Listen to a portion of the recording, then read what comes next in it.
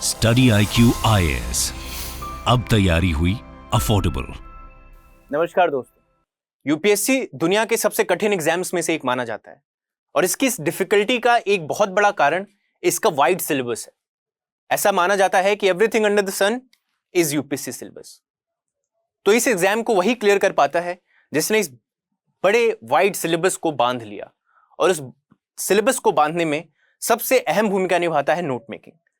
यानी आप जो बहुत सारे सोर्सेस से बहुत सारी चीजें पढ़ते हैं उसको अपने शब्दों में, कुछ एक पेजेस में उसको आप समेट पाएं, ये एक आर्ट है और ये बहुत जरूरी है अगर आपको यूपीएससी जैसे एग्जाम को क्लियर करना है। तो आज हम इस वीडियो में नोट मेकिंग के बारे में बात करेंगे कि क्या सारी चीजें आपको ध्यान रखनी चाहिए नोट मेकिंग करते वक्त, क्या सारी चीजें नहीं करनी चाहिए नोट मेकिंग करते वक्त, और डिजिटल या ऑनलाइन नोट मेकिंग हम कैसे कर सकते हैं। तो शुरू करते हैं। सबसे पहले ये देख लेते हैं कि जरूरत क्या है या इंपॉर्टेंस क्या है नोट मेकिंग की यूपीएससी एग्जाम में। सबसे पहले ये कि हम बहुत कुछ पढ़ते हैं, बहुत सारी चीजें बहुत सारे सोर्सेस से पढ़ रहे हैं। मान लीजिए आप दिन में एक न्यूज़पेपर पढ़ रहे हैं, एक करंट अफेयर्स मैगजीन पढ़ रहे हैं, फिर कोई एक नोट्स पढ़ रहे हैं, कोई एक पर्टिकुलर जीएस का सब्जेक्ट पढ़ रहे हैं, उसके लिए एक दो जगह से पढ़ रहे हैं, फिर आप ऑप्शनल को एक दो जगह से पढ़ रहे हैं। यानी आप एक दिन में ही करीब 5-6 सोर्सेस को अलग अलग जगहों से पढ़ रहे हैं। ऐसे में उन सबको कंसोलिडेट कर पाना, उन सबको एक जगह पे ला करके लिख पाना बहुत ज्यादा जरूरी रहता है।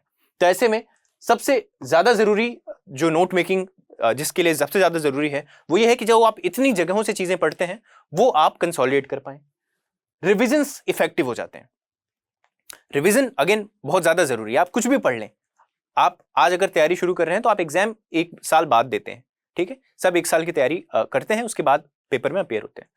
आप इस दौरान इतना कुछ पढ़ेंगे उसको आप रिकॉल नहीं कर पाएंगे एग्जामिनेशन में अनलेस आपने प्रॉपर रिविजन्स किए हैं। और वो रिविजन्स प्रॉपर और इफेक्टिव तभी हो पाएंगे जब आपके पास नोट्स हैं, आप हर एक चीज को एक सीमित तरीके से अपने नोट्स में बांध पाए हैं। उस हिसाब से ही आपका रिविजन बेटर हो पाएगा। अच्छे आंसर्स लिखने में भी नोट मेकिंग का बहुत इंपॉर्टेंस है। मैंने अपने 3 मेंस के एक्सपीरियंस से ये चीज सीखी है कि जिन टॉपिक्स पे या जिन क्वेश्चंस पे मेरे पास नोट्स होते थे, अगर कोई क्वेश्चन आया, मान लीजिए ट्रांसपोर्ट सेक्टर पे कोई क्वेश्चन आया और मेरे पास नोट्स थे, मैंने एक A4 शीट पे ट्रांसपोर्ट पे नोट्स बना रखे हैं जिसमें मैंने ट्रांसपोर्ट सेक्टर में क्या इश्यूज हैं, क्या स्कोप है, वे फॉरवर्ड क्या है, कुछ कमिटी रिकमेंडेशंस, ठीक है, ये सारी चीजें, कुछ गवर्नमेंट इनिशिएटिव्स, गवर्नमेंट स्कीम्स, ये सारी चीजें एक A4 शीट, 1.5 A4 शीट में मैंने मेंशन कर रखी।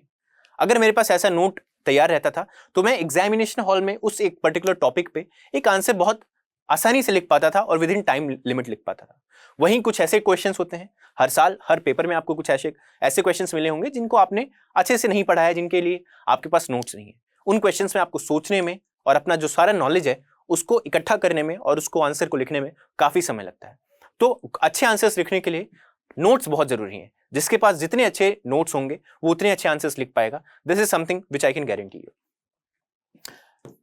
और मल्टीपल सोर्सेस से हम अक्सर पढ़ते हैं, जैसे मैंने आपको बताया। तो ऐसे में अगर आप रिवीजन करने बैठेंगे, मान लीजिए आपने पॉलिटी को एक बार लक्ष्मीकांत पढ़ा था, अपने कोई क्लास नोट्स पढ़े थे, कोई करंट अफेयर्स मैगजीन पढ़ा था, किसी टॉपर का नोट पढ़ा था, अब आप अगर उसको अगेन आप रिवाइज करना चाह रहे हैं, पॉलिटी के लिए आप रिवीजन करना चाह रहे हैं, ठीक है, और आप लेकर के बैठते हैं ये सारे सोर्सेस, आप 4-5 सोर्सेस लेकर के बैठते हैं तो बहुत ज्यादा मुश्किल हो जाएगी उसको रिवाइज करने में। और अगेन रिवीजन इसीलिए हम अक्सर अवॉइड करते हैं क्योंकि इतना सारा ढेर, इतना सारा पहाड़ रहता है हमारे सामने ये सारी चीजें रिवाइज करने के लिए। तो उसको इफेक्टिव बनाने के लिए, ठीक है, और वो जो मल्टीपल सोर्सेज वाला बर्डन है वो कम कर पाए, इसके लिए हम जो 4-5 सोर्सेज पढ़ते हैं उनको कंपाइल करके हम एक जगह अपने वर्ड्स में अपने लिए नोट्स बना लेते हैं। तो ये सबसे ज्यादा जो जरूरत है नोट मेकिंग की वो इन कारणों से है। अब नोट मेकिंग कब स्टार्ट करें ये बहुत ज्यादा क्रूशियल है, ठीक है। बहुत सारे एस्पिरेंट्स से मैं इंटरेक्ट करता हूं और वो मुझे बताते हैं कि सर हमने नोट्स बनाए बट काफी सारे नोट्स बन गए, हम न्यूज़पेपर से नोट्स बना रहे हैं लेकिन अब हम उनको रिवाइज नहीं कर पा रहे। देखिए, इसीलिए आपको ये सजेस्ट किया जाता है कि डे 1 से नोट मेकिंग बिल्कुल नहीं करनी है, ठीक है। ऐसा नहीं है कि आप आज पढ़ रहे हैं, पहली बार कोई सोर्स को पढ़ रहे हैं और आप उसके नोट्स बनाने लगे। ऐसे में बहुत ज्यादा चांसेस हैं कि आप एक जो नोट्स थे या आपने जो भी एक सोर्स पढ़ा था, आप अगर लक्ष्मीकांत पढ़ रहे हैं, लक्ष्मीकांत से नोट्स बनाने लगे पहली बार में, तो डेफिनेटली आप एक नई लक्ष्मीकांत लिख देंगे, ठीक है, क्योंकि पहली बार में आपको ये समझ नहीं है कि क्या चीजें जरूरी हैं, क्या नहीं है, क्या चीजें आपको याद हो जाएंगी और क्या आपको नोट्स में लिखने के लिए जरूरत है और किनको बार बार रिवाइज करना पड़ेगा। ये सारी चीजें विद टाइम समझ आती हैं। तो डे 1 से या पहली रीडिंग के बाद से नोट मेकिंग करने की कोई जरूरत नहीं है। एक पैटर्न मैं आपको बताता हूं, ठीक है, एक प्रोसेस नोट मेकिंग के लिए आप सब फॉलो करें। आई विल रिकमेंड यू, आप जब पहली बार कोई किसी भी किताब को पढ़ने बैठे, पहली बार पेंसिल से अंडरलाइनिंग शुरू करें, ठीक है। आप देखेंगे कि अगर ये पन्ना है, ठीक है, आप पहली बार जब पेंसिल से अंडरलाइनिंग करेंगे तो आप इतना कुछ अंडरलाइन कर देंगे, क्योंकि आपको पहली बार सब कुछ इंपॉर्टेंट लगता है। वहीं दूसरी बार आप रीडिंग करते हैं, आप एक कोई पेन लेकर के बैठे, ठीक है, और आप पेन से अंडरलाइन करें, आप देखेंगे कि आप इतना ही अंडरलाइन करेंगे। आपने उस पेज पे आप आइडेंटिफाई किया अपनी सेकंड रीडिंग में कि मुझे पूरा ये सारी चीजें जो मैंने अंडरलाइन की थी, इसमें से काफी चीजें समझ आ गई, कहानी मुझे समझ में आ गई, थोड़ी बहुत चीजें ही हैं जो मैं भूल रहा हूं, इनको अंडरलाइन कर लेता हूं, अगली बार इनको और ध्यान से पढ़ूंगा, ठीक है। आप जब तीसरी रीडिंग करेंगे, ठीक है, तीसरी रीडिंग करिए, आप हाईलाइट करेंगे, आप बस इतना हाईलाइट करेंगे, क्योंकि हर एक पन्ने से पूरा पन्ना इंपॉर्टेंट नहीं होता है। आप एक बार उसको पढ़ चुके हैं, दोबारा पढ़ेंगे, तिबारा पढ़ेंगे, आपको वो कहानी याद हो जाएगी। बस अब आपको उस पेज से इंफॉर्मेशन को बार बार रिवाइज करना है। आपको स्टोरी पता चल गई है, आपने 2-3 बार उसको पढ़ लिया है। अब जब मल्टीपल रिविजन्स आप करेंगे तो कुछ एक चीजें होंगी जो आप बार बार भूलेंगे, कुछ एक इंफॉर्मेशन होंगी, कुछ एक डेटा होगा, कुछ एक नाम होंगे जो आप बार बार भूलेंगे। उन सारी चीजों को आप हाईलाइट करेंगे, ठीक है। अब इसके बाद फाइनल स्टेप है नोट मेकिंग का, ठीक है। तो ये हम स्टेप बाय स्टेप फॉलो करेंगे। जब भी हम पढ़ने बैठते हैं, पहली बार पेंसिल से हम अंडरलाइन करते हैं, दूसरी बार पेन से अंडरलाइन करेंगे, हम देखेंगे कम चीजें अंडरलाइन कर रहे हैं। तीसरी बार हाइलाइटर लेकर बैठिए, आप देखेंगे आप और कम चीजें हाईलाइट कर रहे हैं। उसके बाद भी अगर आपको जरूरत लगती है, फिर आप नोट्स बना सकते हैं। आप जो हाईलाइटेड चीजें आपने लिखी हैं उनको आप अपने वर्ड्स में अच्छे से आप अपने नोट्स में उतार सकते हैं, but this is only after you have followed this process. पहली दूसरी बार बैठ करके नोट मेकिंग करना मेरे हिसाब से उचित नहीं है। मुश्किल यह है कि हम सब टॉपर्स के मुंह से नोट मेकिंग के बारे में सुनते हैं, हमें पता चलता है नोट मेकिंग बहुत जरूरी है, और हम ये नहीं समझ पाते कि नोट मेकिंग कब करनी है। नोट्स आपके अपने हैं, ठीक है, आपके नोट्स उस हिसाब से बनेंगे जहां पे आपको मुश्किलें आती हैं, ठीक है। तो ये अगर आप प्रोसेस फॉलो करेंगे तो 2-3 रीडिंग के बाद आपको समझ आ जाएगा कि क्या चीजें ज्यादा इंपॉर्टेंट है, जिनको मेमोराइज करना, बार बार रिवाइज करना जरूरी है, क्या चीजें आप बार बार भूलते हैं। कुछ लोगों को इन्फॉर्मेशन अच्छे से याद हो जाती है, किसी को कहानी अच्छे से याद हो जाती है, तो आप अपने हिसाब से अपने नोट्स बना पाएंगे इस प्रोसेस को फॉलो करने के बाद। एक और चीज ध्यान रखनी है कि प्रीवियस ईयर क्वेश्चंस के अच्छी से एनालिसिस करने के बाद ही आप नोट मेकिंग करने बैठे। ये मैं इसलिए कहता हूं क्योंकि अगर आप मान लीजिए पीसीएस का एग्जाम के लिए प्रिपेयर कर रहे हैं, ठीक है, तो मान लीजिए आप लक्ष्मीकांत का कॉन्स्टिट्यूशन जो चैप्टर है, कॉन्स्टिट्यूशन वाला, कॉन्स्टिट्यूशन से रिलेटेड जो चैप्टर है जिसमें सब बताया गया है, हिस्ट्री ऑफ कॉन्स्टिट्यूशन वगैरह, अगर आप वो पढ़ने बैठते हैं, अगर आप यूपी या किसी पीसीएस एग्जाम के लिए प्रिपेयर कर रहे हैं उस चैप्टर को, तो आपको उसमें से बारीक इंफॉर्मेशन निकालनी पड़ेगी। कितने दिन, 2 साल 11 महीने 18 दिन लगे थे संविधान को लिखने में, इतनी सारी कमिटीज थी, इन कमिटीज की, इस कमेटी की ये चेयरमैन थे, इस कमेटी के ये चेयरमैन थे, ऐसी सारी इंफॉर्मेशन, कितने पन्नों का था इवन पहला संविधान, कितने लोगों ने साइन किया था, ये सारी इंफॉर्मेशन आपको निकालनी पड़ेगी अगर आप पीसीएस एग्जाम के लिए प्रिपेयर कर रहे हैं। और फिर आप जब नोट मेकिंग पीसीएस के लिए करेंगे तो आप उसमें सारी इंफॉर्मेशन एंटर करेंगे। वहीं अगर आप यूपीएससी के लिए प्रिपेयर कर रहे हैं और आप प्रीवियस ईयर क्वेश्चंस के एनालिसिस करेंगे तो आपको पता चलेगा यूपीएससी ऐसी बारीक इंफॉर्मेशन को नहीं पूछता है, ठीक है। बहुत कम बार ही कभी कोई ऐसी इंफॉर्मेशन यूपीएससी पूछता है, अदरवाइज वो ज्यादातर आपसे एनालिटिकल सवाल पूछेगा। तो आप जब यूपीएससी के लिए नोट मेकिंग करेंगे तो आपको उन सारी इंफॉर्मेशन को अपने नोट में लिखने की जरूरत नहीं पड़ेगी, ठीक है। नोट का मतलब ये होता है कि आप खुद के लिए कुछ लिख रहे हैं और आप वो अच्छी सी प्रीवियस ईयर क्वेश्चंस के एनालिसिस और अपनी स्ट्रेंथ और वीकनेस समझने के बाद ही नोट मेकिंग करें। तो प्रीवियस ईयर क्वेश्चंस के एनालिसिस के बाद आपको नोट मेकिंग करनी है, ये चीज आपके दिमाग में एकदम क्लियर होनी चाहिए। कुछ और बेसिक टिप्स आपको अगर मैं नोट मेकिंग के लिए बताऊं, पहली चीज ये कि A4 शीट्स पे, लूज A4 शीट्स पे नोट्स बनाओ, ठीक है। वो स्पाइरल बाउंड वाले जो रजिस्टर्स आते हैं, आई सजेस्ट आप उन पे ना बनाओ, क्योंकि क्या होता है आप जब आगे पढ़ेंगे, ठीक है, आप 1 साल 1.5 साल 2 साल जितना भी आप तैयारी करेंगे, कई बार आपको बहुत सारी नई इंफॉर्मेशन, बहुत सारी नए कॉन्सेप्ट्स, नई चीजें आपको मिलती रहेंगी। तो ये जरूरी है कि आप उसमें अपने नोट्स में वैल्यू एडिशन कर पाएं, ठीक है। वैल्यू एडिशन तभी पॉसिबल है जब आपके पास ये स्कोप है कि आप एक नया A4 शीट ऐड कर दें अपने नोट्स में। आप वहीं अगर उसको रजिस्टर में बना पा रहे हैं तो वो आपके लिए पॉसिबल नहीं होगा। तो लूज A4 शीट्स मैं कहूंगा आपको कि ये आप प्रेफर करें, ताकि आप अपने नोट्स में with time, with multiple revisions आप वैल्यू एडिशन कर पाएं। दूसरी चीज, अगर आप अभी नोट्स बनाते वक्त कंप्लीट सेंटेंसेस और पैराग्राफ्स लिख रहे हैं यानी अभी आपको और सीखने की जरूरत है, ठीक है। नोट्स में आपको पैराग्राफ्स नहीं लिखने, आपके नोट्स में इंफॉर्मेशन, क्रिस्प इंफॉर्मेशन होनी चाहिए, कीवर्ड्स होने चाहिए, ठीक है।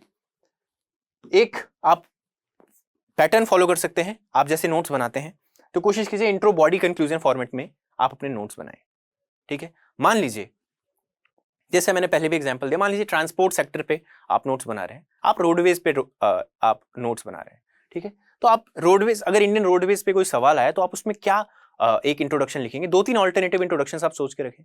बॉडी में आप सारी चीजें लिखेंगे कि क्या अभी प्रेजेंट स्टेटस है, कितने रोड्स हैं एंड एवरीथिंग, क्या इश्यूज हैं रोड्स में as when it comes to India, क्या गवर्नमेंट स्कीम्स हैं, क्या वे फॉरवर्ड है, क्या सॉल्यूशंस हैं, डिफरेंट कमिटीज ने क्या रिकमेंड किया है, ठीक है।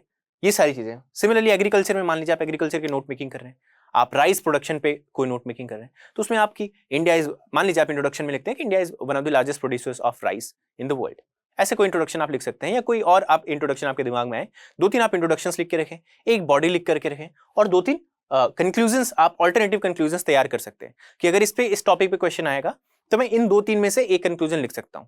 अगर आपके नोट्स इस फॉर्मेट में बन पाएंगे तो ट्रस्ट में आपको जो आंसर राइटिंग में भी, आप अगर आंसर राइटिंग कर रहे होंगे तो आपको बहुत ज्यादा समय लग रहा होगा। उसका एक कारण है कि आपके पास प्रॉपर कंसोलिडेटेड नोट्स नहीं है, ठीक है। अगर आप इस पैटर्न में अपने नोट्स बना सकते हैं तो आपको इंट्रोडक्शन तुरंत दिमाग में आएगा, कंक्लूजन तुरंत दिमाग में आएगा, बॉडी तुरंत दिमाग में आएगी, और आप एक अच्छा answer in the given time period आप लिख पाएंगे। तो इसलिए भी इस फॉर्मेट को आप अपना सकते हैं व्हाइल मेकिंग नोट्स। प्रीलिम्स और मेंस के लिए कोई बहुत अलग नोट मेकिंग नहीं होगी, ठीक है। उन्हीं नोट्स में से आप प्रीलिम्स के लिए इंफॉर्मेशन को रिवाइज करेंगे, मेंस के लिए आप और ज्यादा चीजें जैसे कमिटी रिकमेंडेशंस हो गया, वे फॉरवर्ड हो गया, ये सारी चीजें आप मेंस के लिए रिवाइज करेंगे। नोट्स कॉमन रखें, ठीक है। ऐसा नहीं है कि आपको प्रीलिम्स और मेंस के लिए अलग अलग नोट्स बनाने की जरूरत पड़ेगी। एक चीज और, बहुत सारे लोगों को ये दिक्कत होती है कि हम आंसर्स लिखते हैं तो हम मैप्स और फ्लो चार्ट, ये सारी चीजें नहीं बना पाते, और आप बहुत सारे टॉपर से सुनते हैं कि अगर आप ये सारी चीजें बनाते हैं तो आपको कुछ एडेड मार्क्स मिल जाते हैं।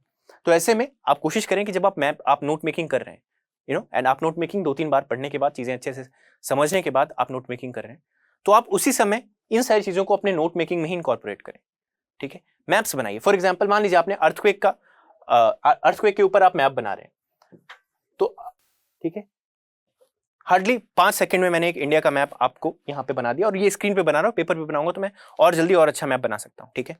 तो इस तरीके से अगर आप अर्थक्वेक का, मान लीजिए आप अर्थक्वेक के ऊपर नोट मेकिंग कर रहे हैं, अपने A4 शीट पे आप अर्थक्वेक के बारे में लिख रहे हैं, थोड़ा बहुत 1-2 इंट्रोडक्शन लिख दिया अर्थक्वेक की, थोड़े फैक्ट्स लिख दिए कि ठीक है इंडिया में कौन कौन सी जोन्स हैं और कितना % जो लैंड मास है वो अफेक्टेड बाय अर्थक्वेक है, ये सारी चीजें आपने इन्फॉर्मेशन लिख दी। अब वहीं एक शॉर्ट नोट्स, आप एक शॉर्ट मैप बना दीजिए उसी अपने नोट्स में ही, वहां पे आप दिखा सकते हैं ये जोन्स जो जोन 5 में आते हैं, ठीक है। वैसे ही कुछ जोन्स हैं जो जोन 4 में आते हैं, कुछ जोन्स जोन 3 में आते हैं, कुछ जोन 2 में आते हैं। इसी तरीके से आप शेड करके डिफरेंट पार्ट्स को अपने मैप में ही, अपने नोट्स में ही एक अर्थक्वेक के ऊपर एक मैप बना दें, ताकि आपके एग्जाम में अर्थक्वेक पे जो भी क्वेश्चन आए आप उसमें एक अर्थक्वेक और अर्थक्वेक जोन्स जो हैं इंडिया के डिफरेंट, आप उनको दिखा सके और अपने आंसर में उसको प्रेजेंट कर सकें। ये चीजें तभी होंगी जब आप अपने नोट्स में इन सारी चीजों को ऐड कर रहे हैं। तो try to make it in your own notes. अगर आप ग्राफ्स ही बना रहे हैं, ठीक है, मान लीजिए कोई फ्लो चार्ट ही आप बनाना चाह रहे हैं कि हम अपने आंसर्स में फ्लो चार्ट्स बनाएं, तो उसको अपने नोट्स में ही इनकॉर्पोरेट कीजिए, ठीक है। So you can incorporate all these things in your notes as well. कुछ एक डूज आपके नोट मेकिंग के लिए, अगेन पहली बात ये कि आप जो भी किताबी लैंग्वेज पढ़ रहे हैं उसको अपने नोट्स में कॉपी ना करें, ठीक है।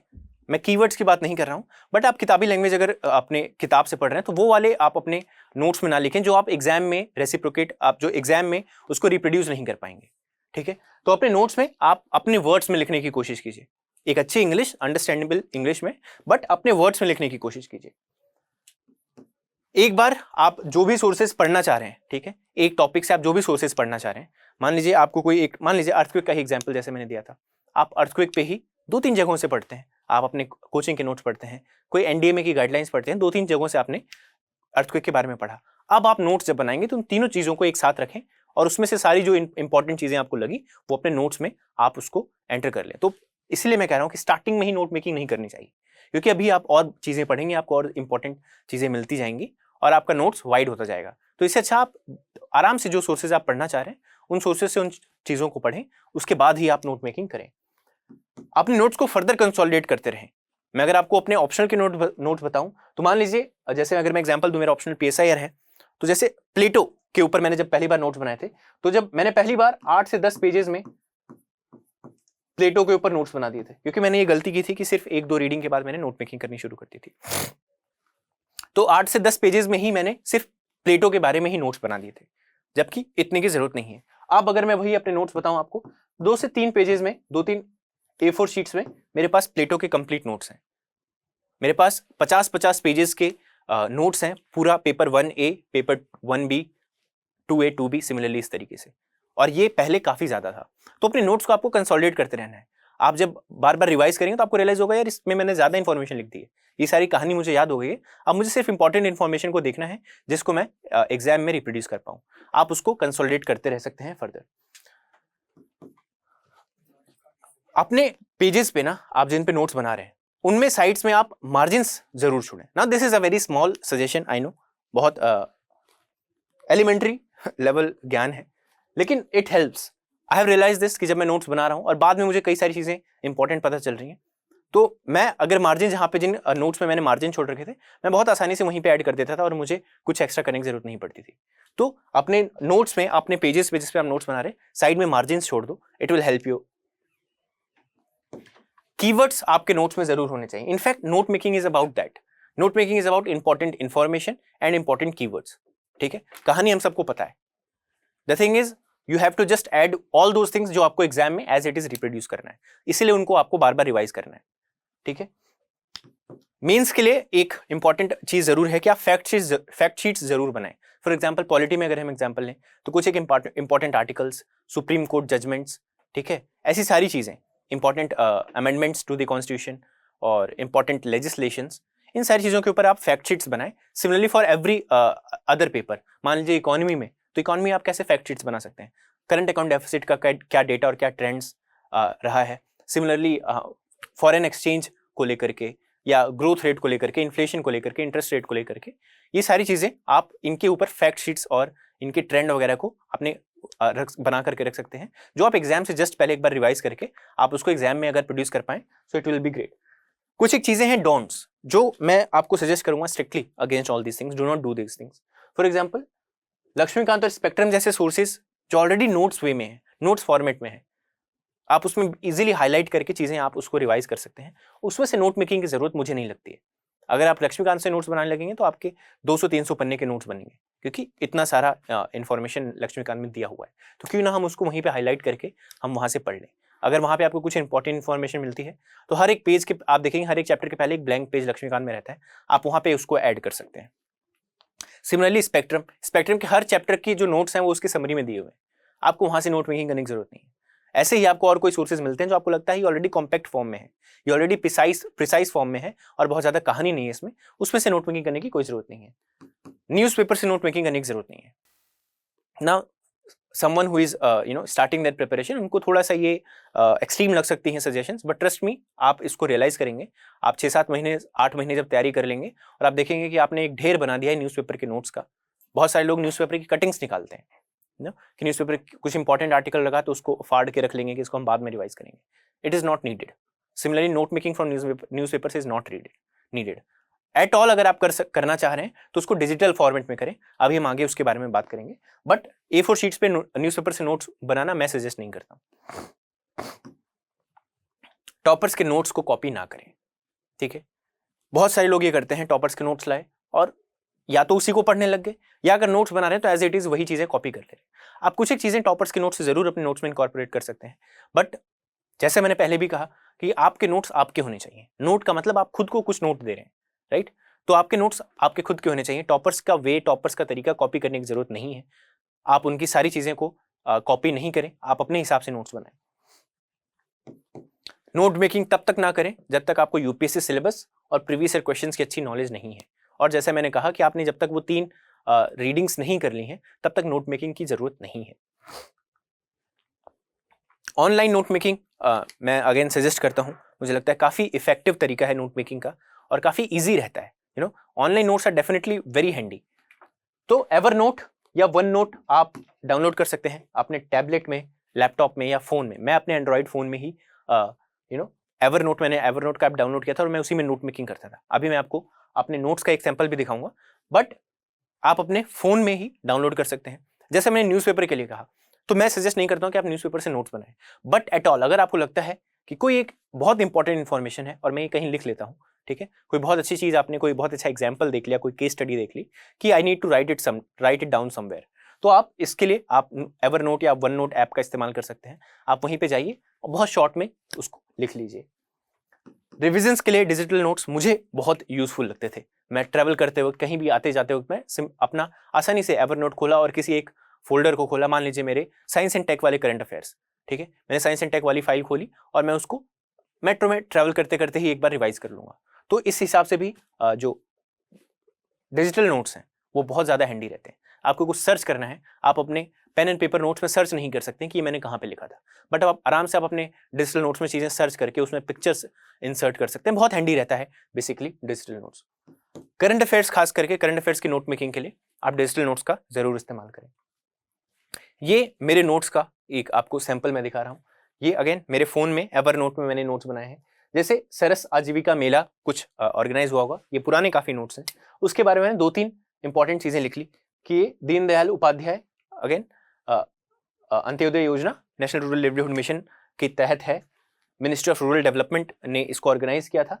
और ये सेल्फ हेल्प ग्रुप्स, देखिए आप, मैं इसको हाईलाइट कर सकता हूँ, अंडरलाइन कर सकता हूँ, ये सारे फीचर्स आपको डिजिटल नोट्स में मिल जाते हैं। सिमिलरली कोई एक चीज और, second phase of goal digital skill training programme for tribal women. मान लीजिए गोल, ऐसा क्वेश्चन आ सकता है कि गोल आपने सुना होगा, ये क्या है, ठीक है, व्हाट स्कीम इज दिस। तो मिनिस्ट्री ऑफ ट्राइबल अफेयर्स ने ये लॉन्च किया है, इसका एम क्या है, ठीक है, टेक्निकल सपोर्ट दे रहे हैं टू दीज वुमेन।